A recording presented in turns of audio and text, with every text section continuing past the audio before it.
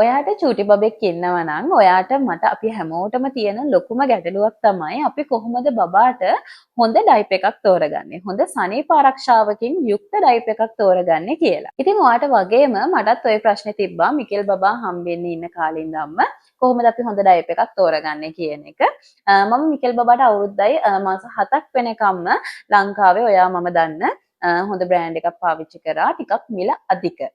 ඉතින් මට ඒකම මම වෙන ඩයිපර්ස් වලට මාරු වෙන්න බැලුවත් ලංකාවේ තියෙන ඇත්තටම ඔක්කොම ඩයිපර්ස් වලට වගේ මම මාරු වෙන්න try කරා. ඒගොල්ලන්ගේ අර පැක් එකේ 4ක් එන පැක් එක අරගෙන try කරලා බැලුවාම ගොඩක් වෙලාට මට ඒ එකක්වත් සෙට් වුණේ නැහැ. මොකද මිකෙල් බබාගේ ස්කින් එකට රෑෂ් එන්න පටන් ගත්තා.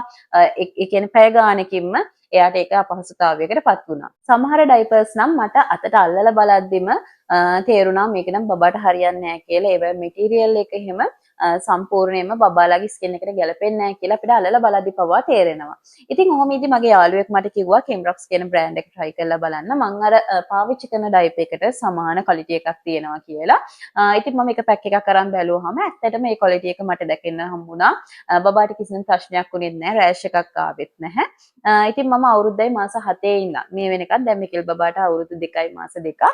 ඉතින් මේ වෙනකම්ම මම මේ කෙම්රොක්ස් කියන බ්‍රෑන්ඩ් එක තමයි පාවිච්චි කරන්නේ. බබාට කිසිම ගැටලුවක් නැහැ.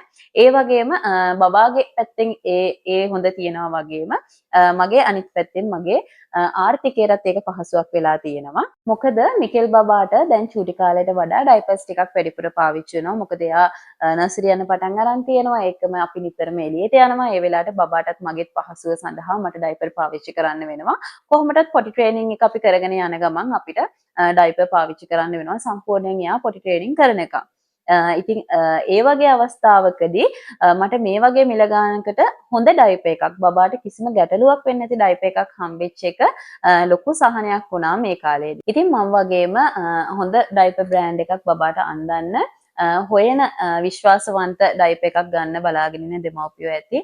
ඉතින් ඒගොල්ලන්ට තමයි මම මේ වීඩියෝ එක ෂෙයා කරගත්තේ. මොකද මගේ බබාට පාවිච්චි කරන්න නැති කිසිම දෙයක් මම තව කෙනෙක්ට පාවිච්චි කරන්න කියන්නේ නැහැ. ඒක මාව පුද්ගලිකව දන්න අය හොඳටම දන්නවා මම එහෙම පාවිච්චි කරන්න නැති දේවල් කාටවත් ගන්න කියලා කියන්නේ නැහැ.